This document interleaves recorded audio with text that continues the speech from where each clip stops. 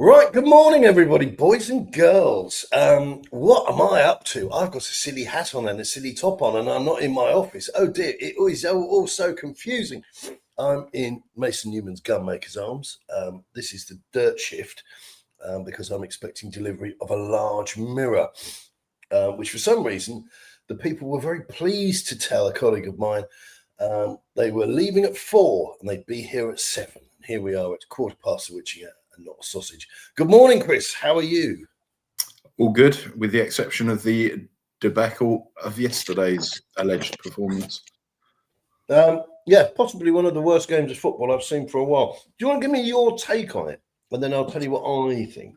So we discussed on, when did we last speak? Was it Friday? Before the game, and I suggested that it'd probably be a good idea to go with the 5 at the back, with Udogie and Spence as the fullbacks. He did exactly that. The problem was in front, where you had Polinia and Bentancur up against Declan Rice and the Spanish guy, who absolutely tore him inside out. It was men against boys. And then in front of that, you had Odegaard and Kudus with Richarlison up front.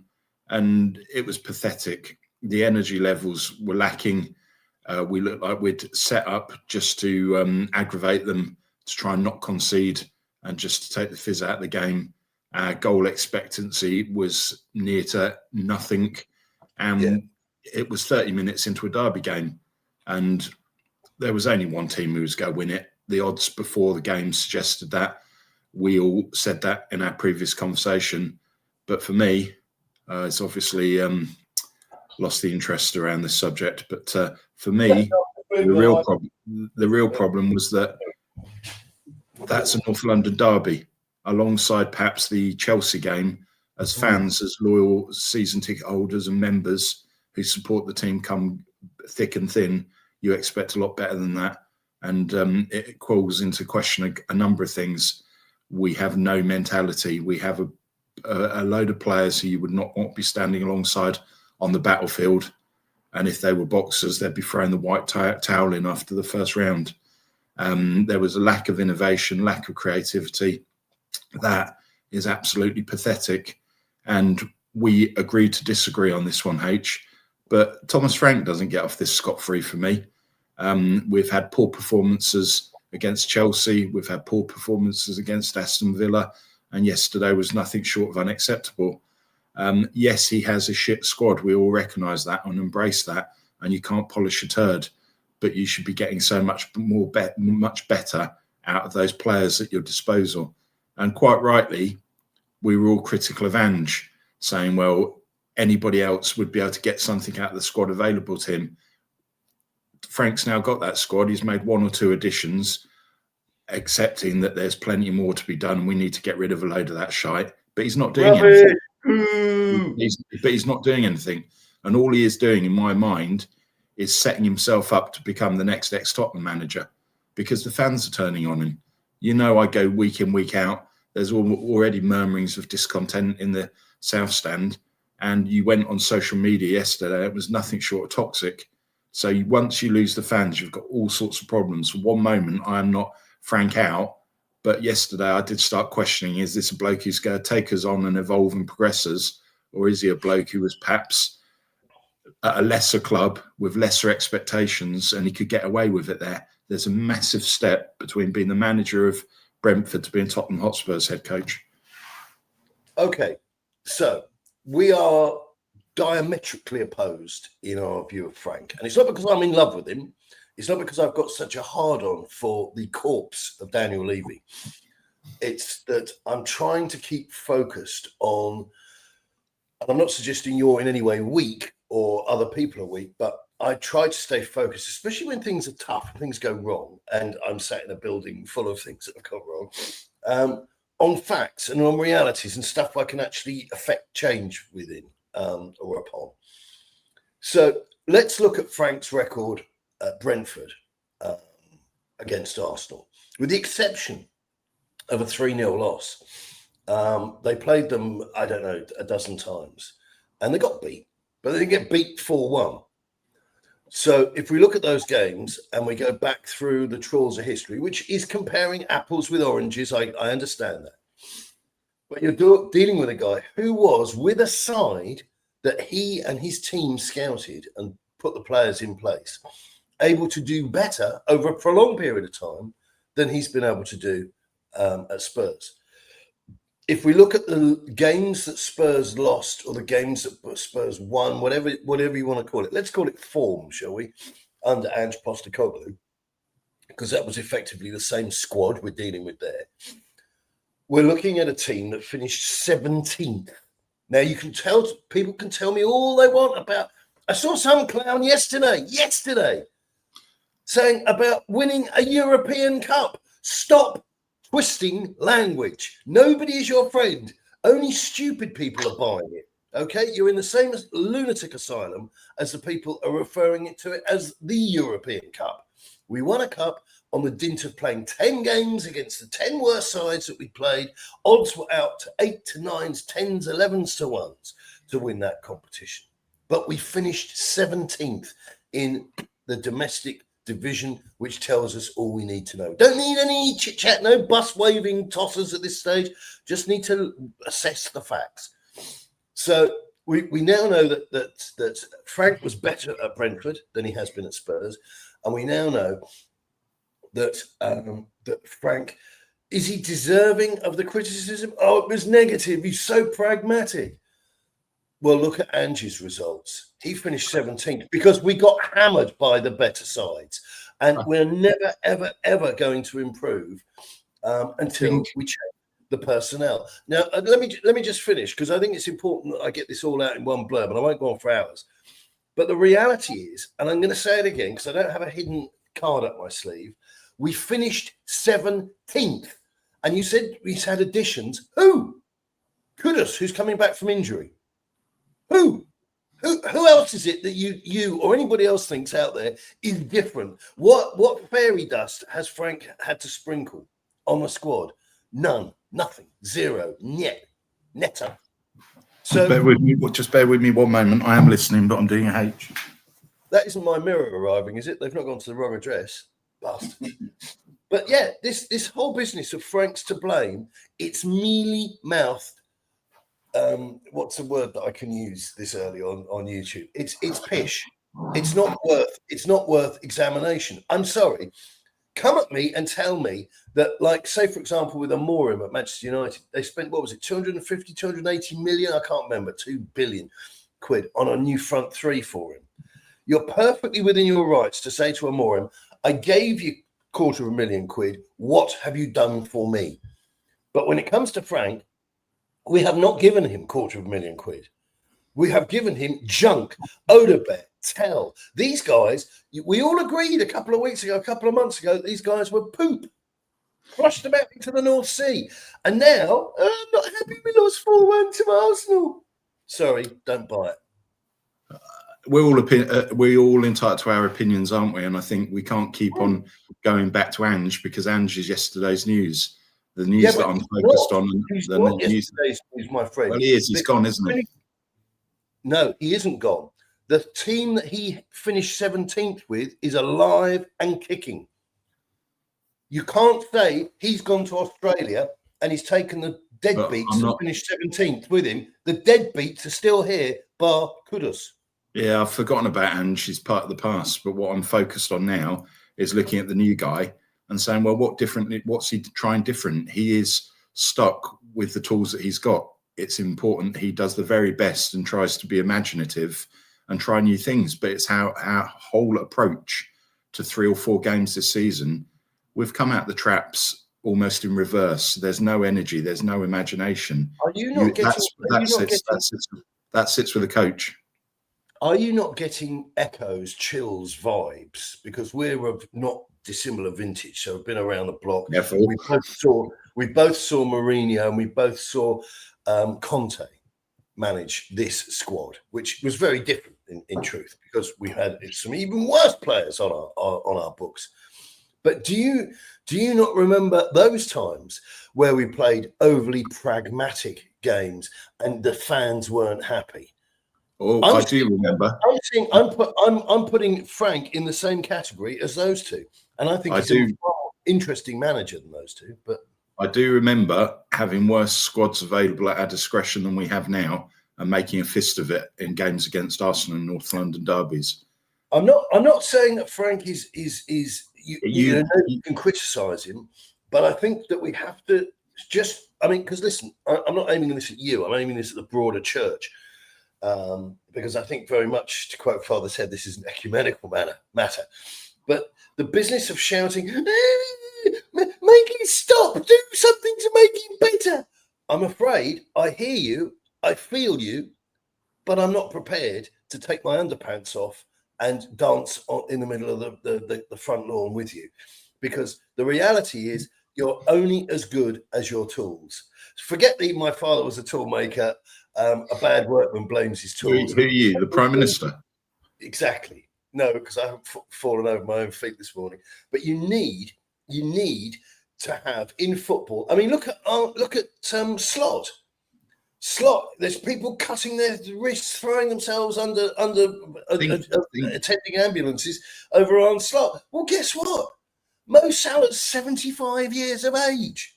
Yeah, but Slot has had close to £300 to £400 million to invest on players, and the players that he's brought in, maybe they weren't his picks. They haven't hit the ground running. We saw when we replaced the Bale that bringing 6 players in at once doesn't work.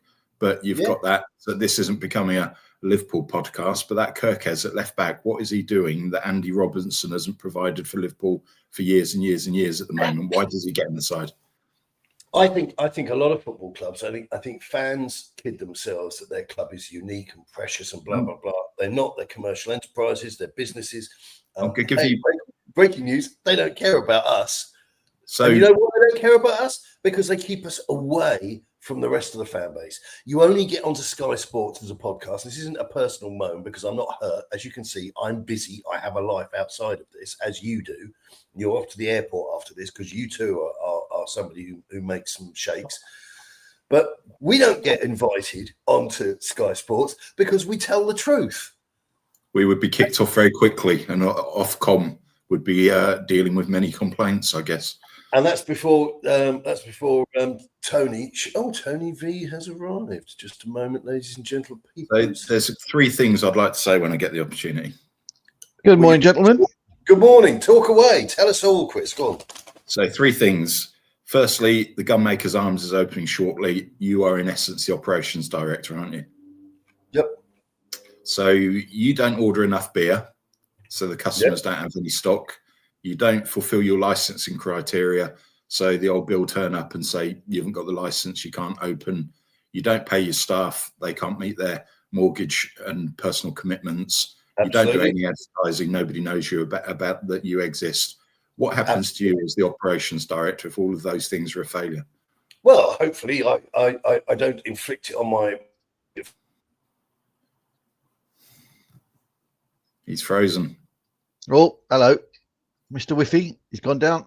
Well, he's got Elon Musk special, so if there's an outage, I'll be amazed.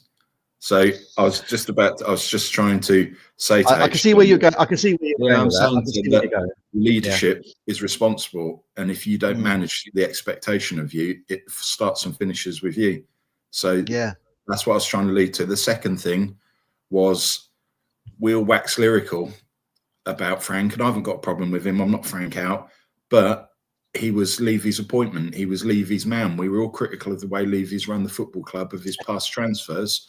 Did Levy think that he was going to be set in stone at the club for the next 50 years until he went off to the pearly gates and he had a man that he could control, that he could influence, that was renowned for getting value out of little? And did he see him as the man who wasn't ever going to cause him too much discontent and fraction by working with peanuts? And thirdly, professional sports are performance-related industry. If you're not getting the results, your lifeline's very reduced and you're living on a sticky wicket. So I completely get the back and forth we were having yesterday.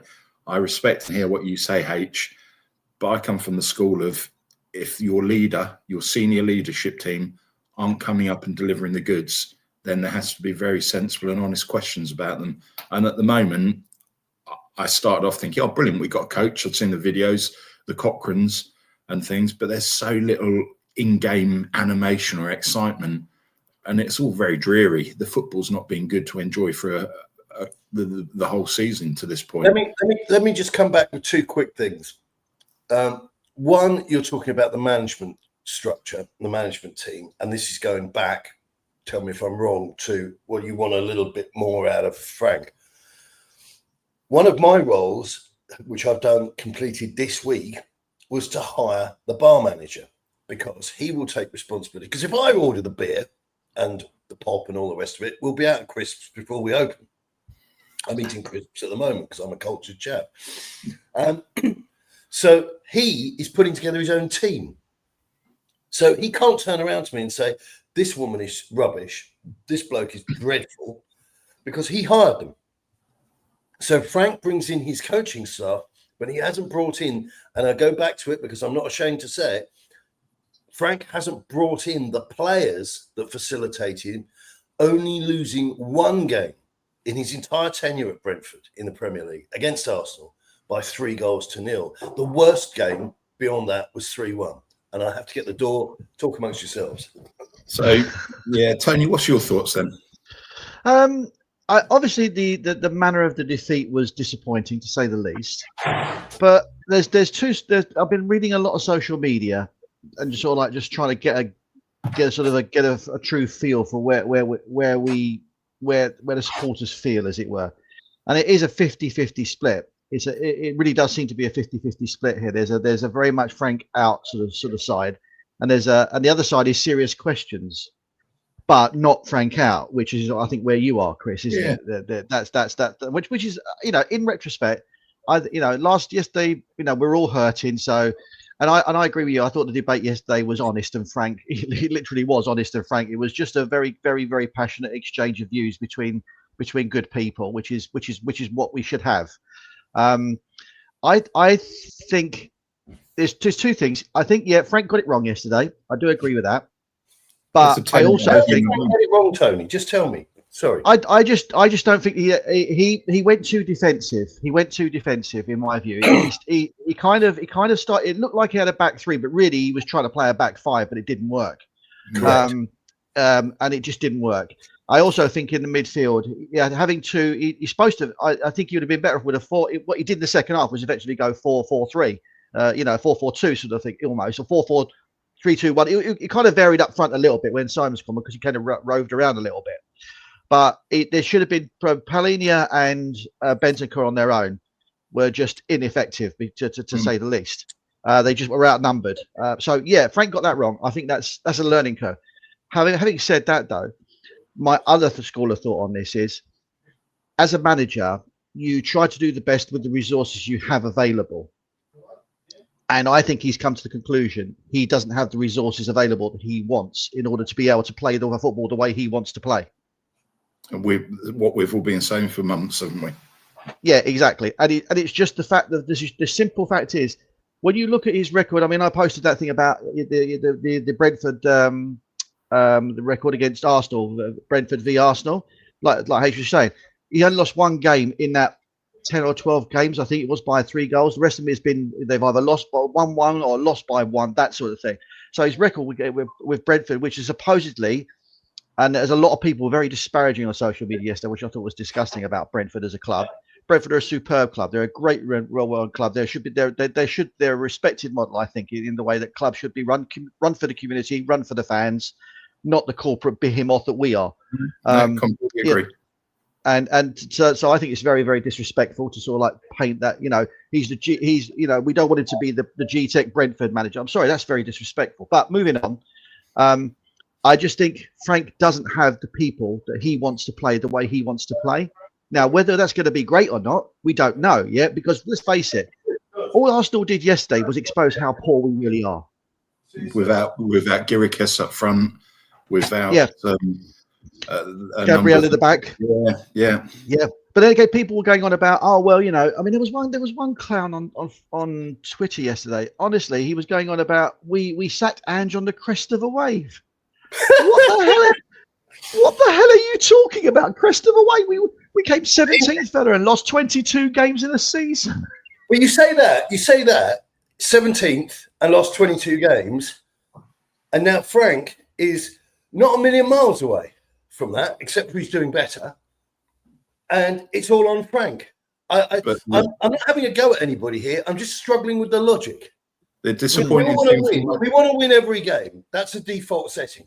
Yeah, the disappointing thing from my perspective is, yes, we took 3 points against Man City, but we've only taken a point out of United, Aston Villa, Arsenal, and you can bet your bottom dollar that Dr. Tottenham will prepare for the arrival of Liverpool in a few weeks, and that they'll come into town and get a much galvanised and performance out themselves.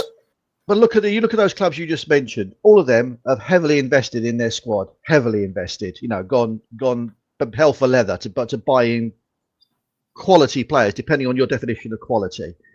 What have we been doing? We've been confirming the loan from a loan to permanent for Mathis Tell.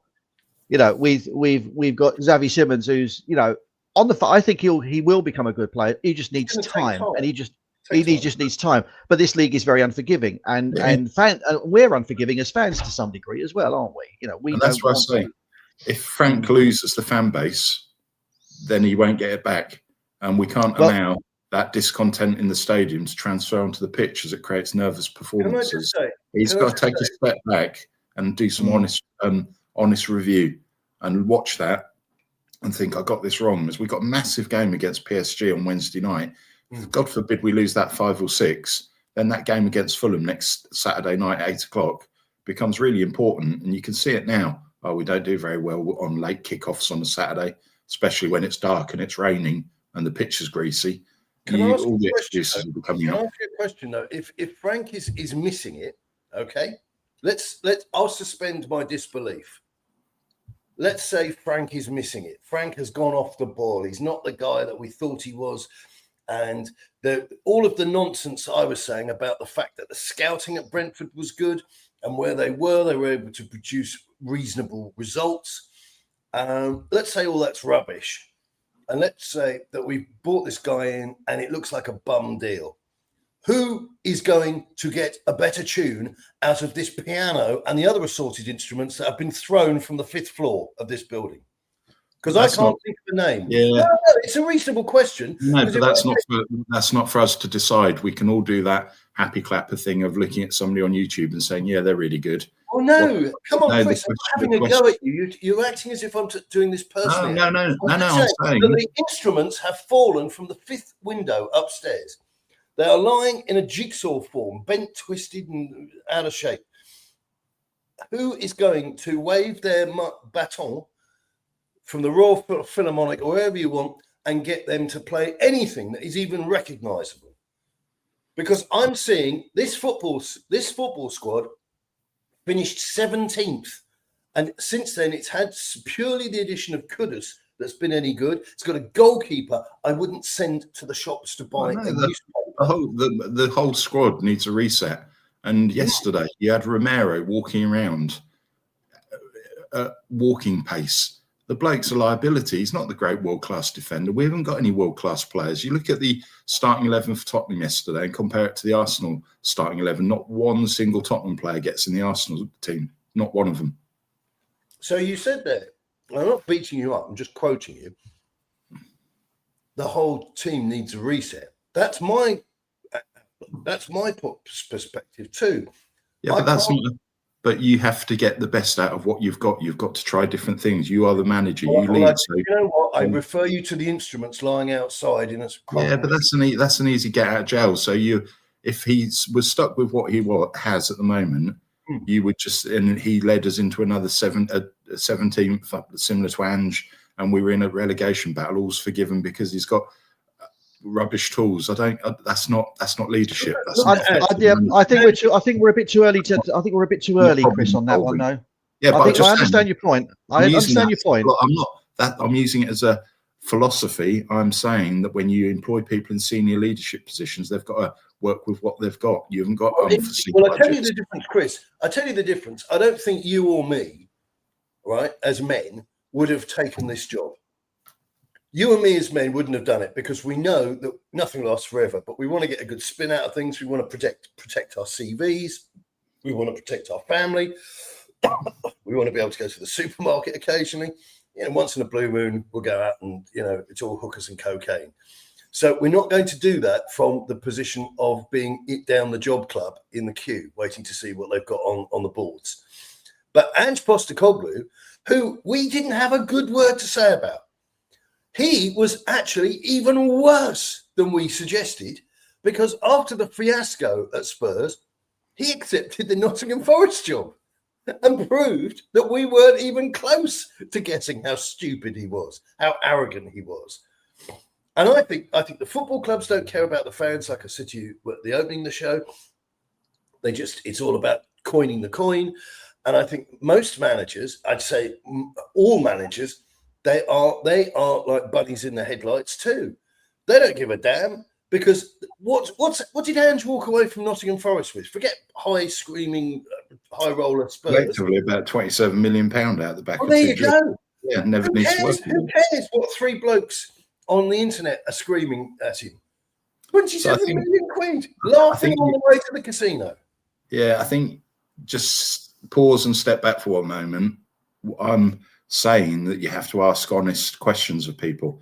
And if people aren't performing, you need to tell them that. And that's why we do one-to-ones and set performance plans and improvement plans. So all I'm saying, and I'm being very clear on this, is that my expectation is that Frank should be doing better.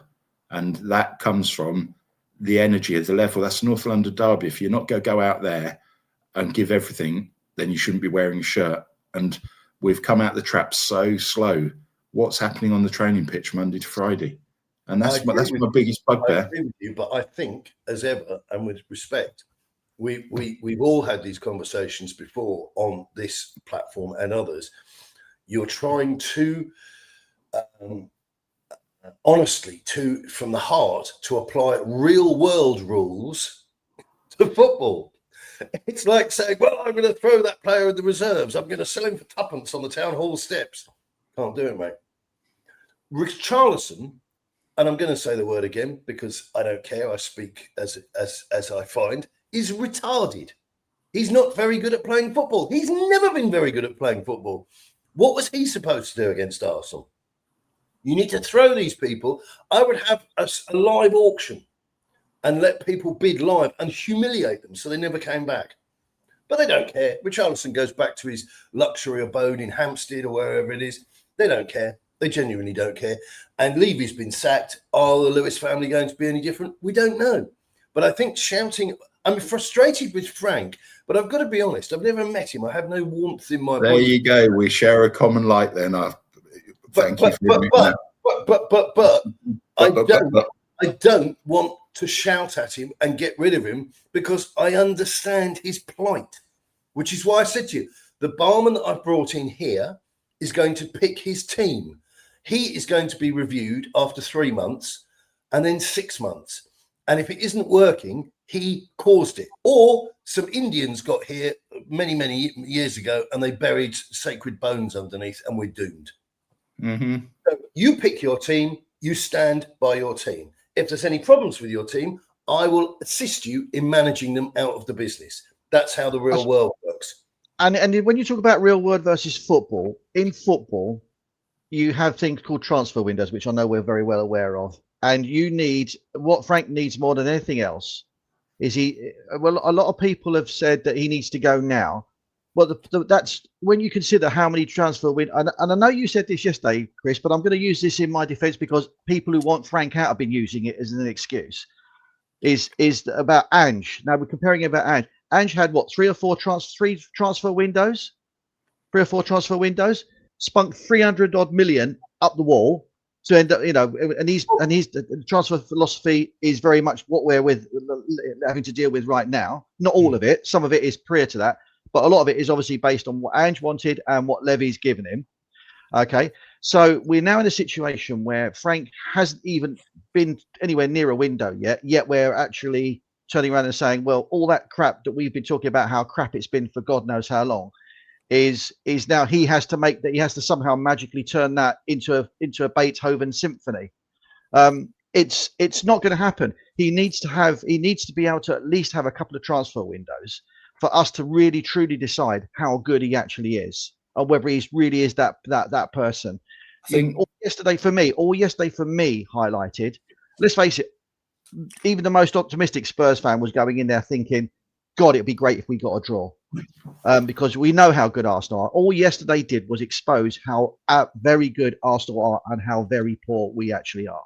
We had a goal expectancy. We had a goal expectancy yesterday of 0.07, and retrospectively, the goal expectancy against Chelsea was 0.12. If you're not going to shoot and if you're not going to try attacking play, you're not going to get anything. Yesterday, we went out with an intention of just shutting shop, trying to be niggly, trying to break it down. That was suicidal, and the results backfired, and that's what happens. I don't disagree with that. I don't disagree with that. I agree with that as well. This is the beauty, that we can have a grown-up conversation without other channels cooking each other and having theatrical breakdowns. But I thought what I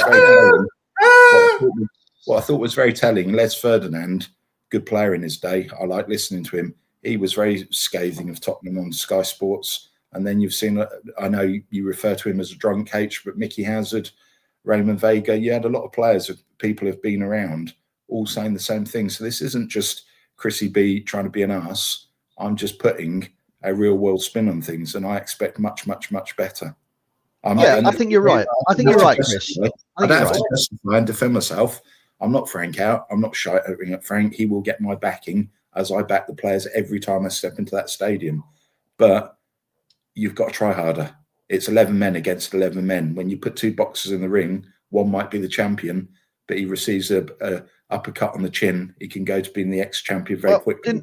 At least what I said yesterday, what have I said quite often? We lack leaders, and I was talking about every time in defence. We lack a John Terry type player who goes in there and balls them out for not doing their jobs and all that sort of stuff. We haven't had that sort of leader for so long, and that is one of our recruitment strategy has been awful for years, absolutely awful for years. A lot of this. Yeah, you're absolutely right. I do think Frank totally got it wrong yesterday, and my version of it is I think he got it wrong because he looked at what he had and thought that's the only way I can play. But that's just that's another. Can I ask a quick question, which I raised earlier, but I can't remember if my internet went or the bloke with the mirror arrived. But the football that we've seen, this pragmatic thing, which people are using the word a lot. I thought I owned that word, but apparently, people are using it in common usage. But this pragmatic, this defensive, this all this stuff we don't like. Is it a coincidence? Is it a complete coincidence that this was the same football that people grumbled and pulled faces over under Jose Mourinho and under Tony Conte? Because I think a lot of football coaches, most football coaches, they close in when they're running out of ideas, when they don't have the tools to get the job done. Because just telling Richarlison to be beautiful and brilliant and go and score a hat-trick means nothing. I'm seeing in my mind similar parallels between the Nuno Espirito Santo style of football and Thomas Frank style of football at the moment. Well, I hate to break it to you, and we've all watched a lot of football, but Nuno is from the same gene pool of football coaches as Mourinho and Conte. But they're both more successful. That's what I was trying to say, and I think you kind of agree with me without sort of saying I agree with you out loud. But that was exactly the way that most coaches go, and we've had three of them, and now we're turning Frank, who was a more enterprising coach at Brentford, because he felt that he was able to be with the resources. Now, I know that's a frustrating thing for you to hear, but I think that the cold reality is, when did we have players as good as Ivan Toney, Mabueno, whatever his name is, and the other fella?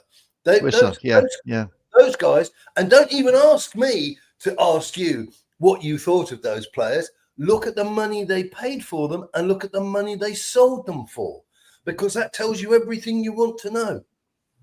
So Unless you've got your fingers in your ears. had Brentford held on to the if they'd have won against Brighton at the weekend and they missed the last minute penalty that was saved by Bart McGuigan, but had they would have been higher in the league than Tottenham. So the mentality and the philosophy of Brentford is continuing. And I was very critical early doors in our chat group saying, I don't think Andrews will last many games. Well, he surprised me and he surprised others. Agreed. So they have removed Frank from the philosophy, but they're continuing with their delivery and their way of football. Well, Do you know what it is? All I can say is, and I know A this well-run club, they get the basics right in the background. Well, this is going back to me. This is going back to me and Chris sat in the beer garden in Malvern, and Chris came to the party armed with his numbers.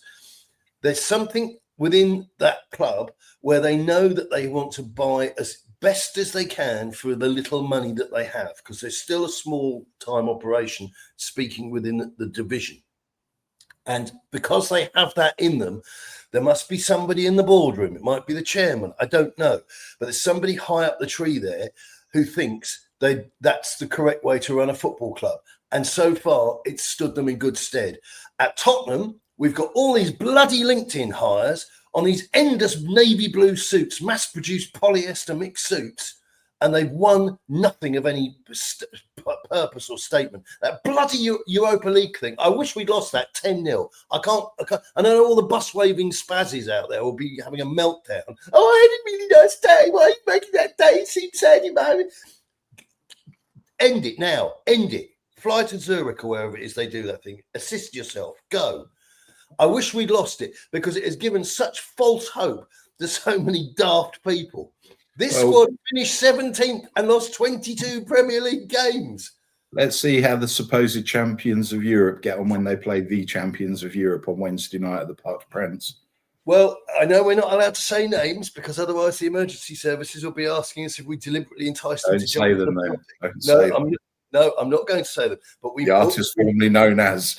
Yeah, the artist formerly known as the man who's publishing absolute suicide notes on LinkedIn at the moment about not getting replies from interviews he's attended, will work for free for a month. This is the mentality of the homeless dossers that pervade this fan base. So by all means, be my guest. Stand on my favourite chair and shout Frank out.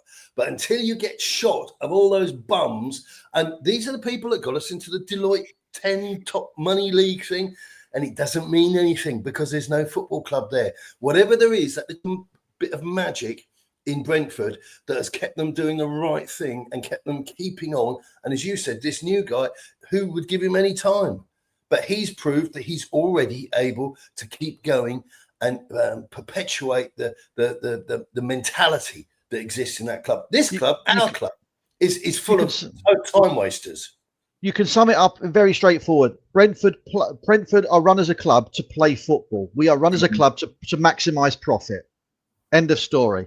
That is completely. And if you think that's a weird thing to come out with, anybody listening to Tony there, I'll remind you again. Ange, who many of you loved and thought was on the crest of a wave, which is probably what it looked like if you were stood on the deck of the Titanic. Ange went and took the job at Forest and skipped off into the sunset, being another world record holder for being the shortest time in post. It's just embarrassing. And they don't care. There's no rhyme or reason to it. It's called greed. It's called out and out greed. What you saw yesterday was a combination of things. And as we said, Frank got it wrong. I think this is just, nobody knows. Only Frank truly knows what was going through his mind. But I think he looked at what he had and thought, this is the only way I can play. Because if I go gung ho against them, we'll not only will we get spanked, we'll have an endless spanking session with lube and all sorts of toys being thrust up our backsides. But the point is that when you look at is there any surprise? It's the manner of the defeat, which I think is upsetting people. People would have accepted more losing 4-1. If we'd have tried to give it a go. I think that's probably where people really are with this. However, I still say if we'd have tried to give it a go, the likelihood is that would have been 7 or 8-1. Because there's no way that team would have gone toe to toe with Arsenal. Tony, you have just summed it all up for me. And the irony is, right, we're all intelligent people and we could see through Ange from the moment he walked through the door. But most of the fan base, I'm telling you, and you talk about toxicity at the stadium, that is an airbrushed, man-made, created. That fan base was curated by Daniel Levy. He got rid of all the blokes with the big coats and the flat heads and the short hair. He got rid of all them. He's replaced them with all these middle management scumbags, all these LinkedIn members. I'm telling you, you look around the stadium, you look at them. Few of them have actually had sex with anybody else in the room. As I repeat, they would have been happier if we'd have played Arsenal and gone gung-ho and lost 12-0 or 12-1 because they don't know what they're looking at. As I repeat, and we should remember that one of the last acts of Levy was appointing Thomas Frank, so I just remain cautious as to what he saw in him, and if Levy hadn't been there and it would have been appointed under the... Just hang on, just give me a moment. If Levy hadn't been there and it had been Vinay, would Vinay have reached out and appointed that gentleman? It's just a question I'm thinking about. Well, do you mind if I count that question, Chris? Do you mind if I give you an answer to that? Yeah. I'll give you an answer to that. Yeah, I'll give you an answer to that, Chris. I certainly was, and I know we, as and when things started to develop with Ange going out, I have been saying Thomas Frank since last November. Yeah. So I saw a lot in him, and now whether that comes to fruition or not, I'm not claiming to be some sort of guru, but I just thought with the way he plays football, with the football intelligence that he has, I felt he was a good fit for the club. Now, whether that's going to be true or not, obviously today that claim looks a little bit shaky. Not going to lie. Okay, that's fine. But I also want to say, hold your course, fellas. Everybody, just hold the course. Yeah, of course. Let's hold the course. Give him the chance. Give him the chance to pick up the players that he wants. If we can get them. Our brand is so damaged now. The chances are we probably won't be able to get anywhere near what we would really truly need. But just hold the course for now. Can we also not magically lose sight of the fact that prior to hiring Frank, who I think we were fortunate to get, that's not my feeling of my heart. Again, I'm going on reality because I don't think he's the world's greatest manager because he was unproven. We got turned down by endless people. We are one of the few clubs that the only club that Jose Mourinho won nothing at. We're one of the few clubs that Conte won nothing at. We had Nuno in position for 17 or 19 games. This club, I don't think it was that many. This club has been run like a badly organised piss up, where suddenly after the first mouthful of beer, everybody's sober, staring at each other. I think we were fortunate to get Frank to sit down with us. Fortunate that he said yes, because I don't know who else from Scottish or Japanese football we might have ended up with, because the barrel was being scraped. Slot turned us down. Tottenham remain a global brand. We remain a massive football club. We shouldn't be begging anybody to take us over. That's just my opinion. Yep. You just said something there, Chris. We are a massive football club. No, we're a massive brand. We're not a massive football club. Let's disavow ourselves of that notion right now. We are not, haven't been for years. We are living on. We are as a fan base, and that includes some of us. You know, even me in some areas, and sometimes we have been living on past glories for far, far, far too long. Which is why everybody lost their minds over the Europa League thing and refused to accept what a second-rate deal it was, which I was very happy to make up the numbers and fill the gap on the terraces of people kicking torn-up bus tickets. I wasn't satisfied with it at all.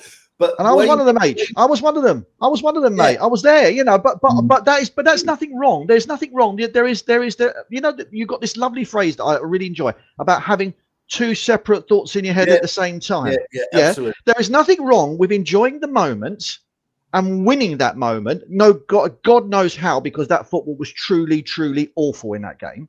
Correct. And but still, then going, but Ange was such a fucking disaster during the league. That doesn't give him a free pass. Correct. So I don't understand now. Just hold the course. That's what I'm saying to people. Let's just for a moment, just go, right. Yes, there are concerns. Of course there are. And I'm sure that the powers that be will be talking to Thomas Frank today and going, right, okay, what's going on, or that sort of thing. But nobody should be talking about getting rid of him. Everybody should be just thinking, right, okay, yeah, the next 2 or 3 games are going to be dodgy to say the least. But is this ultimately, is all that Frank doing exposing, and this is not deliberately, of course not, but all of what Frank is doing, is it just by practice or accident or whatever? Is it all just truly exposing where we really are as a club and the legacy of what Levy has left us? Correct. I think he's doing that. We opened the show before you came in. I was saying the same thing. And I go back, I know it's boring, but outside the window there, they fell 5 flights, all of these really good musical instruments. I went, there you go, there's your baton, give us a tune. Not a chance. 7. What the hell was that? Just somebody telling me they're on their way to pick me up. But we know the club's in a shambles.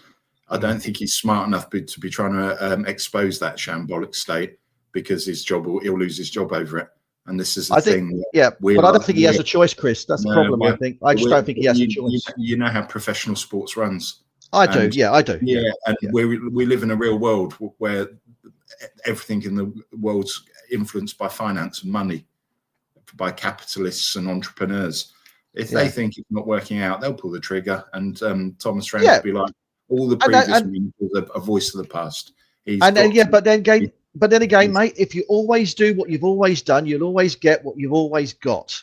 Yeah. And we've just got to be a little bit more pragmatic here. The Lewis family as a whole. That you've got there, Tony. I know. But the thing is, now this is where the Lewis family have got to say, look, yeah, we know we probably knew we were in for a bumpy journey with this, but this is the guy who's going to take us to the promised land. And we have to give him, at the moment, he's in a rickety old boat that doesn't have any sails, is leaking God knows what. We now need to build him a decent boat that actually gets us there. And that means by investing in good, decent players who can actually play at the level that is required within the Premier League, who are battle-hardened, seasoned professionals, not projects, not 16, 17-year-old, no disrespect. Luca Barnett-Williams, or Williams-Barnett, which I can't remember. Whatever it is, he's not. There's no way we should be exposing him right now. He's a great prospect. Put him in now, we'll destroy him. We need seasoned, confident players. Arsenal had a 15-year-old on the bench yesterday. But you've got to remember, Arsenal are top of the table, and they're not dealing with absolutely retarded, backward mental. If you're good enough, you're old enough. The problem is that if you put somebody like Luca in now, Chris, he's surrounded by a bunch of idiots. I'm saying if you're good enough, you're old enough. Yeah, I agree, but he's also got to be surrounded by other people who are good too. If you put a kid who's half good, who's 12-year-olds with the Harlem Globetrotters, he'll probably score some nice baskets for you. If you put him with Dagenham Girl Piper's basketball team, he's probably going to look massively out of his depth. So you need to be surrounded with the comfort of intelligence and ability. Everybody was saying, we're talking about the PSG game on this week. Everybody's been saying for a long time, oh God, this could be horrible before yesterday. So yesterday is probably it just highlighted it even more. Okay, so we're all feeling very raw and very, very sort of beaten, especially because it's Arsenal. If that had been, I don't know, if that had been Nottingham Forest or somebody like that. We did the same against Chelsea, though, didn't we? Another one. Yeah. But I will come back to this, and I said it yesterday on the chat. If we're talking about Chelsea and Arsenal. Chelsea and Arsenal have invested, hundreds and hundreds of millions over the course of years, more than we. A lot of people say, "Oh, but we're the 5th highest spenders." It isn't what you spend; it's who you buy that counts.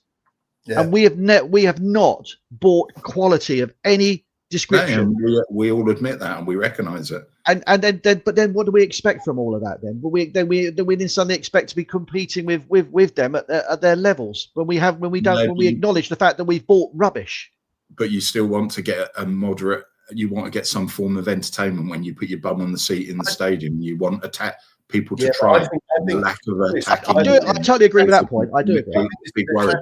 I think this is a classic example of the 2 ideas thing. Idea number 1, I want to be entertained, which is not unreasonable because you're paying through the eyeballs and you're traveling all day on the way home. And idea number 2, what am I supposed to do with this junk? Now, you can't just forget Frank, any coach, you can't just say to him, well, make it more exciting, work harder, be a better coach, because you'll never be a better coach when it comes to scum, to rubbish, to junk, to stuff that should have been flushed down the toilet many years ago.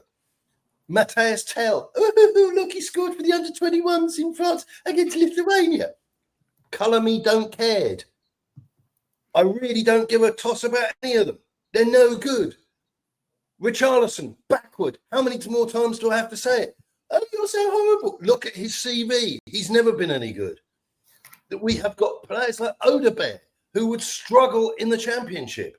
But no, we've taken and we've warmed him to our hearts, and he had a problem with his leg and a boo-boo on his Ghost ankle. of Daniel Levy's still living large within that building, isn't it? You'll miss me, but yes, and also, how many of that squad? Looking at that squad that we have bought, that we've accumulated now, how many of them were in demand with other clubs? Nobody. We couldn't give our junk away.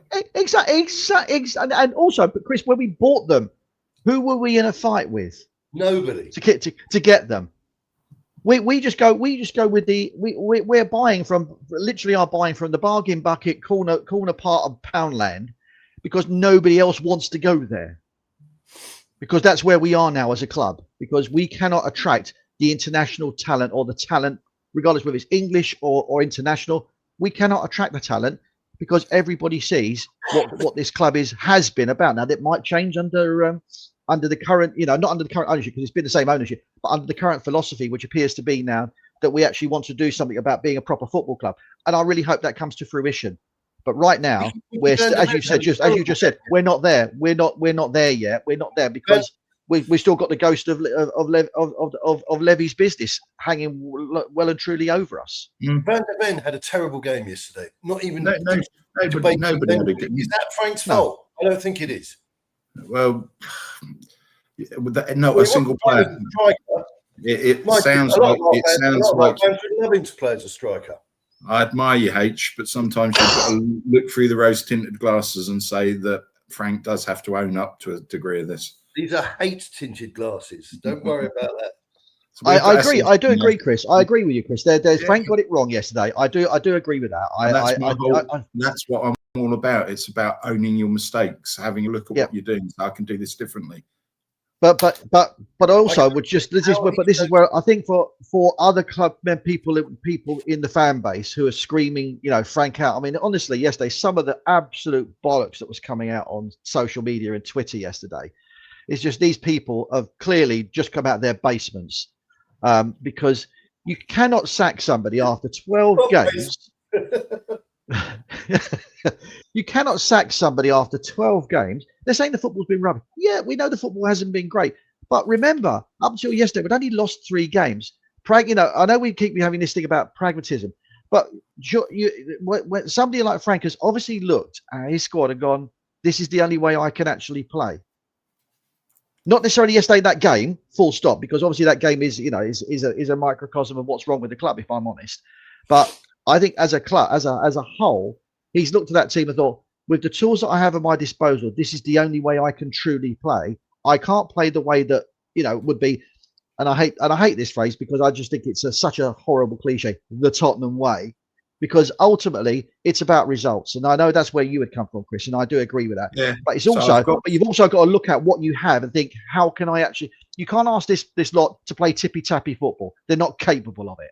Yeah. I've got a car waiting outside to pick me up, so I'm going to have to drop in a moment. All I'm going to say is there's a lot of football between now and the transfer window. He's got what he's got. He's got to adapt and overcome. He's got to work out a way to better this. The whole club's in a mess. He has got to do better, and he's got to get busy on that training pitch and think, how do I sort this out? Because if he continues with the pragmatic aim he delivered yesterday, he's setting himself up for a massive fall. And that will I agree with that, Chris. But if the deal is if he doesn't improve, we're going to get rid of him before the transfer window. What was the point of having him in the first place? Yeah. So anyway, it's been a interesting conversation. Thank you for your views, and we will get together and debrief the PSG experience, which I can't wait for. You never know. You might surprise them. We might surprise ourselves. And don't buy any enjoy of Strange Men.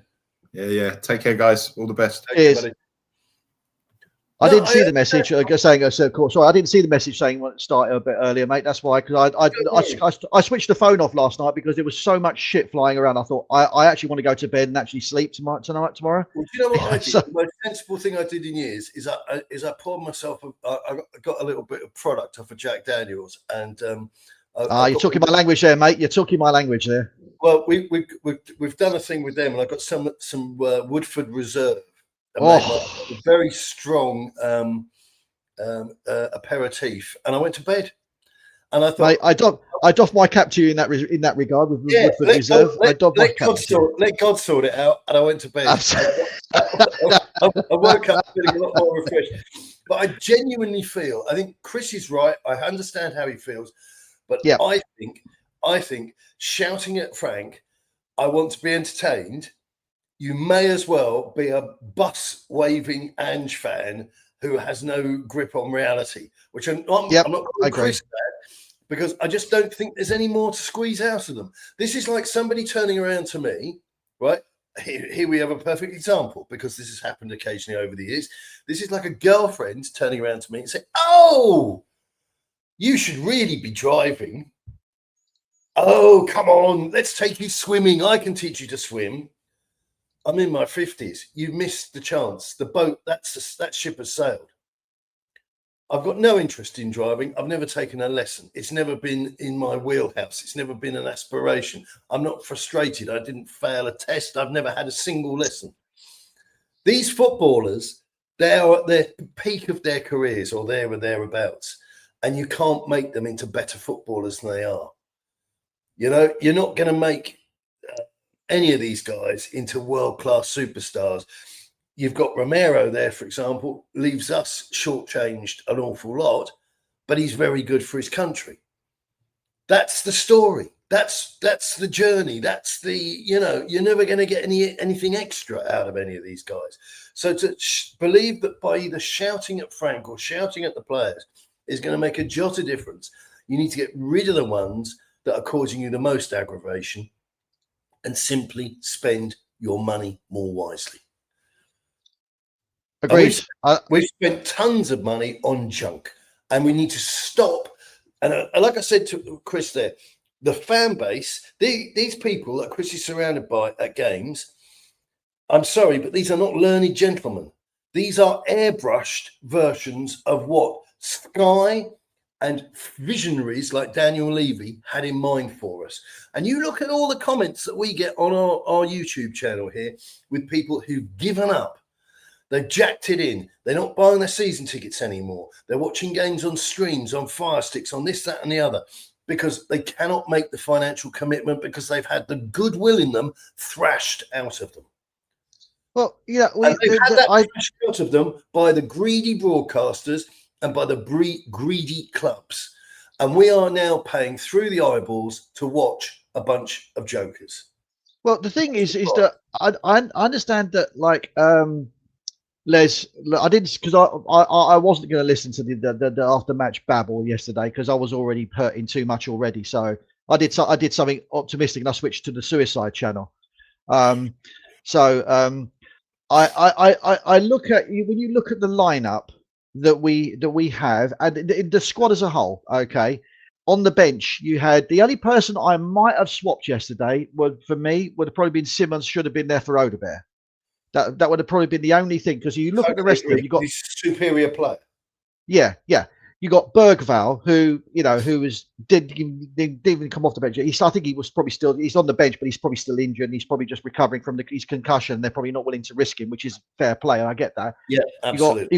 You got Archie Gray, you got Brennan Johnson, you got Kinski in goal, you got Kolo Muani. Dubious loan signing, to say the least. Pedro Porro, who we've always sort of like gone about how poor he is.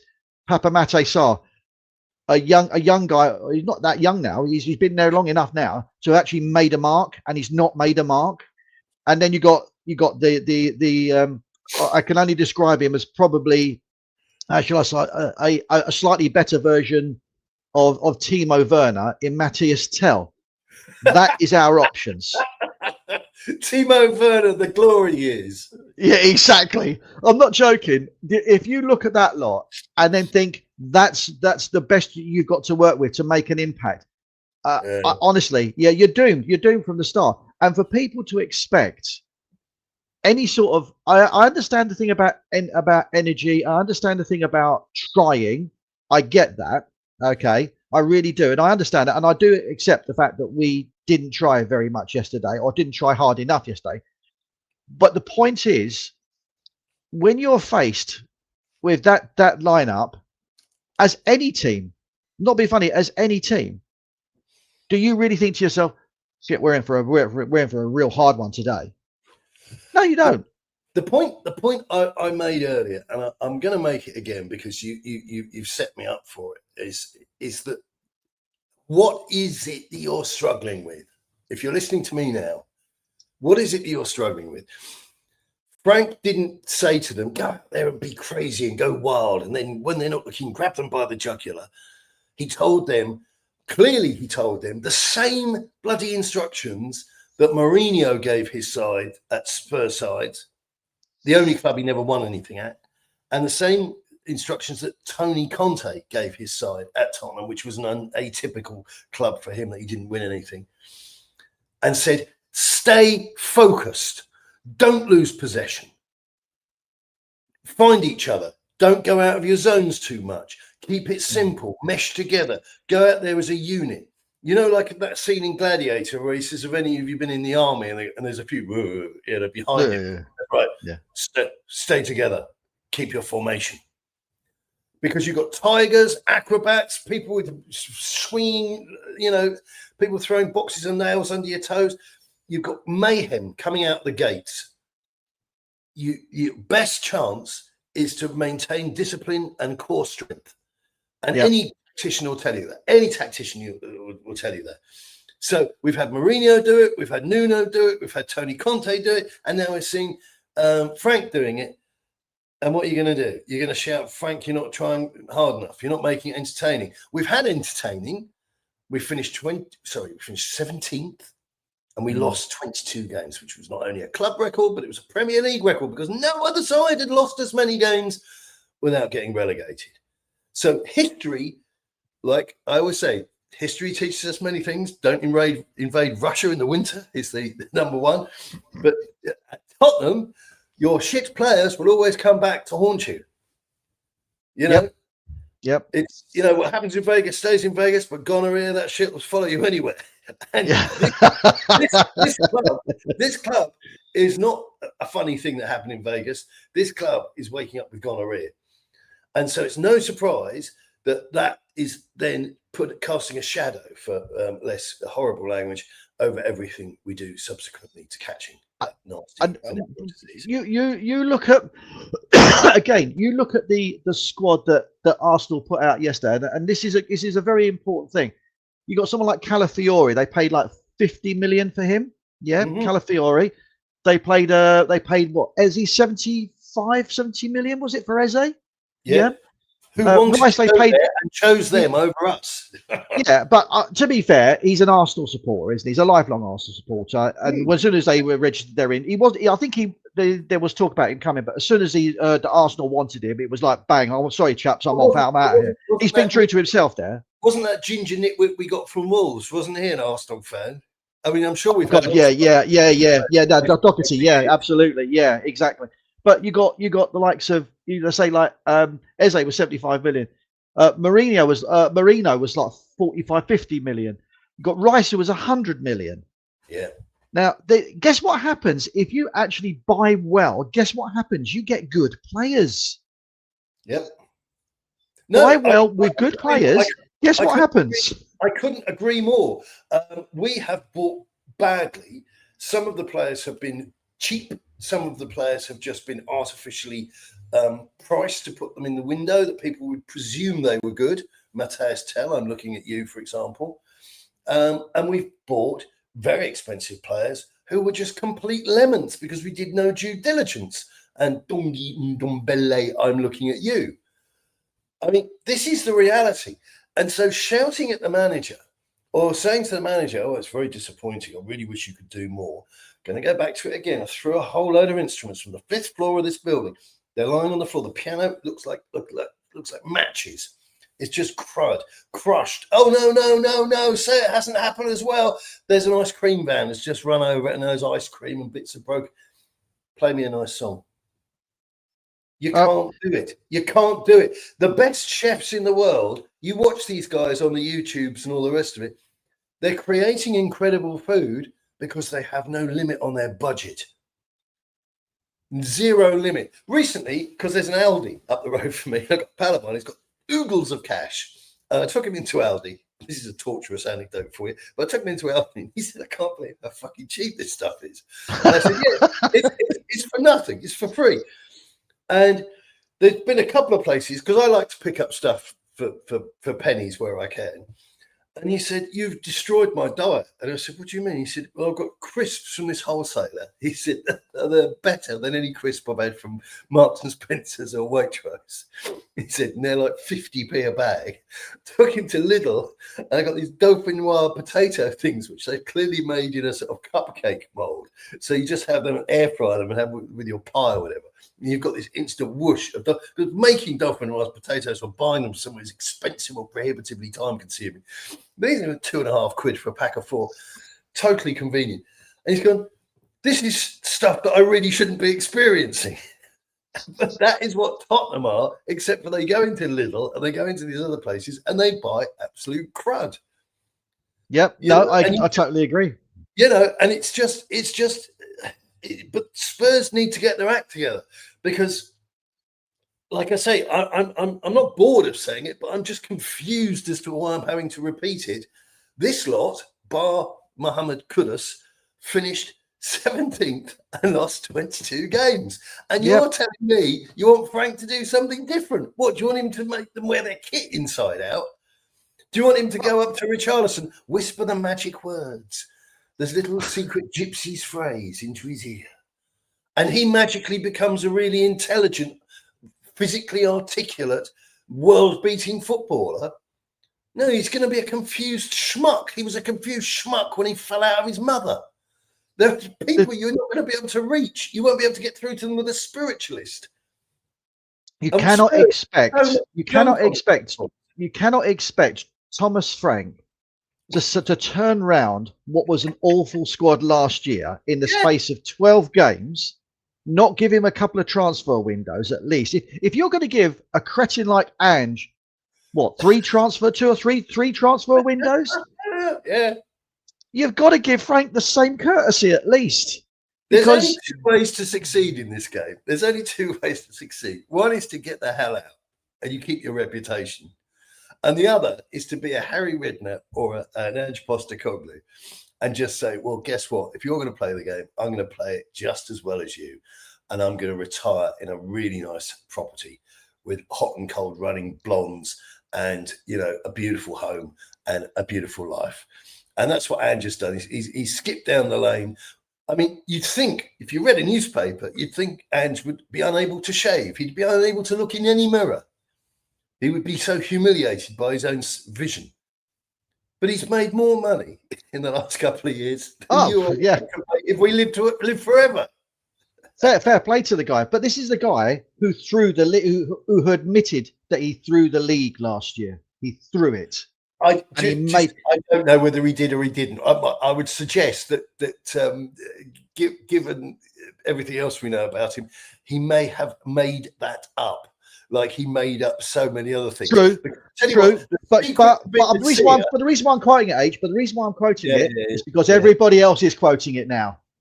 Everybody else with the Ange excusers are all saying, well, he obviously threw the league so we could win the Europa League. Fine, I'm going to come back and use that against you. Well, I've got a tip for people who want to deliver great information with enormous status and pomp and circumstance.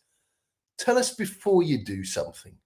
And then deliver it, right? Because this is like the guy who went. I always said this about Daniel Levy. He was the guy who won on a scratch card and then wandered around as if he was some great financial whiz kid. He was indemnified from every bloody mistake he made at Spurs by the volumes of money that he got each week, each month by selling people the same bloody seat. You know, there Yeah. isn't a business in the world like it. There isn't. I mean, Coca-Cola, KFC, you get a unique recipe. It captures the imagination of the planet. That is visionary, that you're able to do something that can be scaled out to such size. But to sell somebody the same football seat each week,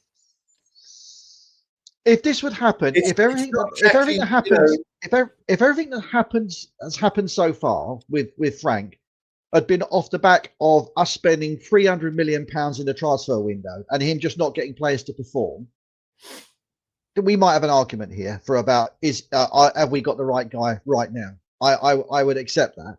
But A, we didn't do that. B, what we did buy was, all we did buy effectively was Kudus, as you say, Kudus, who is a good player, but yesterday just like the rest of them just looked so out of it, so far away. And then we've got Simmons, who is I'm sorry, he's still a project. He's still a project as far as I'm this concerned. division is really tough to come into. Yeah, and people are happy to say it when they're selling subscriptions, but they suddenly their brains go on to mute when they're then talking about what happened after a football match and saying, "Is there a problem with Xavi Sims?" Well, hang on a minute, mate. When you were selling me the subscription to this pile of poop, you were telling me what a tough and physically demanding league this is, and now you're telling me we brought a guy over from Amsterdam or Netherlands or whatever the hell it is.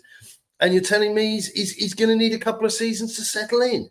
Get your story straight, because I'm not stupid. I was capable of remembering what you said to me in the advert.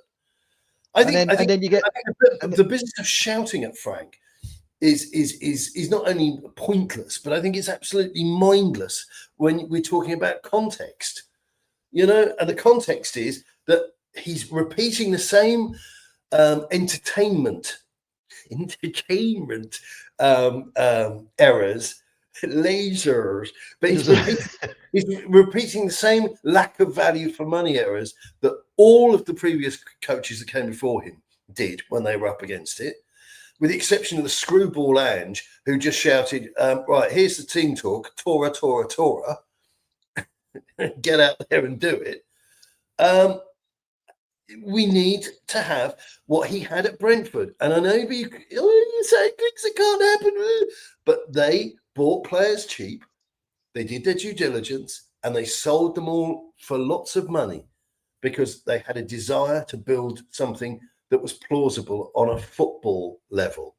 Whereas at Spurs, it's all about being in the Deloitte Money League and all that side of things. Don't give a damn about the football. Don't give a damn. And if the Lewis family think any different, they have a golden opportunity. And I would say it's probably their first and last chance to make a mark winter. I don't want to hear any, oh no, it's the winter. Get your money out, go to somebody, sell them the dream and get it done. Yeah. I understand the disappointment. I really do. I'm one of those people as well. Me and my missus both sat there yesterday and just thought, what a shower of shit that was. But again, this phrase is, apart from the fact we've got, we seem to be repeating the same words, pragmatism and holding two separate thoughts in your head. But the other thought of it is that I never went into that game expecting us to win. Okay, I know that this thing. Oh, I don't mind, and I actually did say to my daughter who was watching it at her local football club on the big screen with all the team that she all the team that she used to play with. I said, all I can hope for is that we play well, but get beaten by a better side.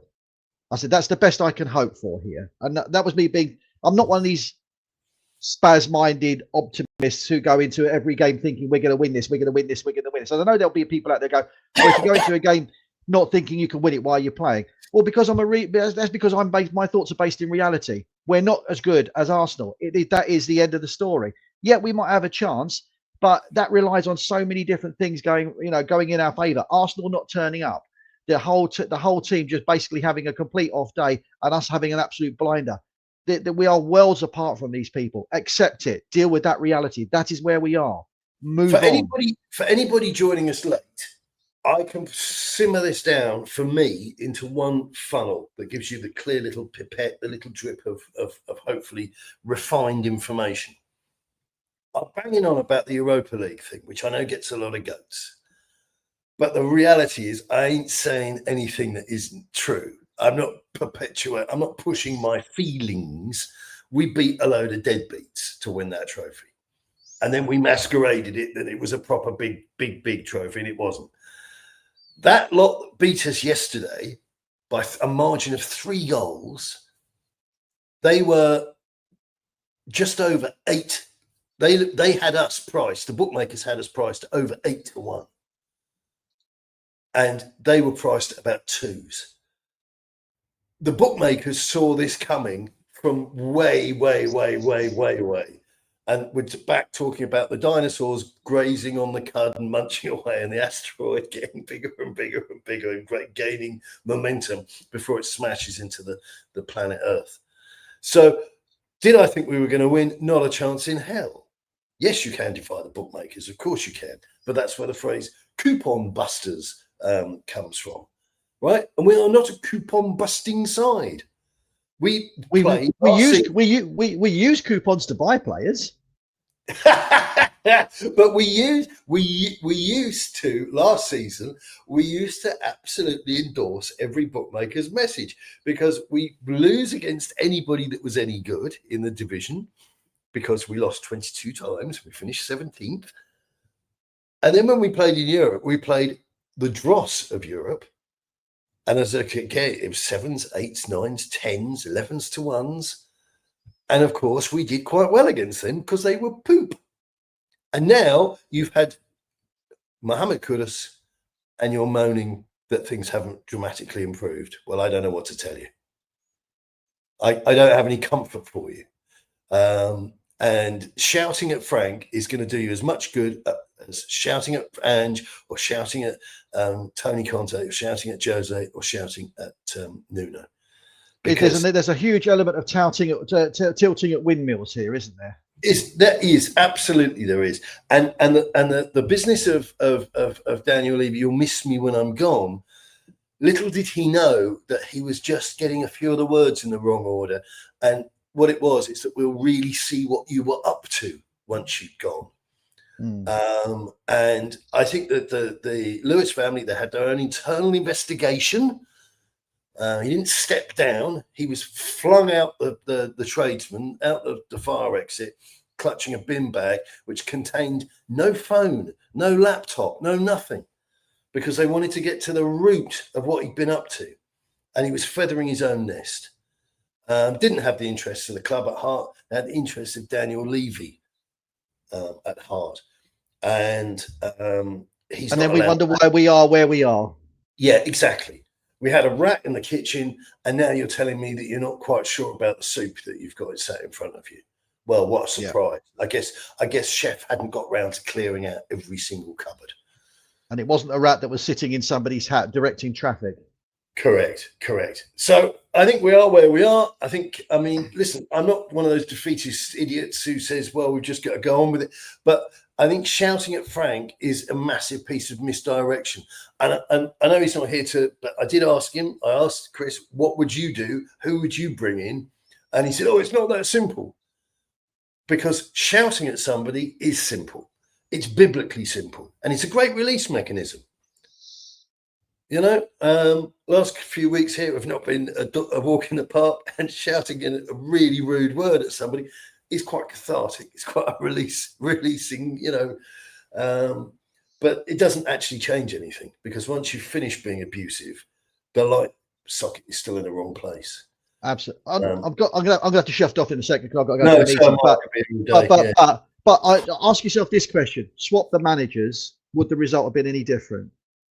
with the squads that you have? No, it wouldn't. It wouldn't have been any different. It wouldn't. No, in a minute. Swap the players. That would have made a different result. I'll give you People's Exhibit. I'll give you People's Exhibit A, my lad. yeah. Before you send him down, my lad. But yeah, put all the Arsenal players in the Spurs shirts, and I guarantee you there would have been a shake-up with the scoreline. Absolutely. And on that bombshell, viewers, listen, thank you very much. I hope you enjoyed the fact that Chris and I nearly got each other in a Chinese burn and a headlock. And we can see you again soon. That's it for now. Good luck. And don't forget, keep it top.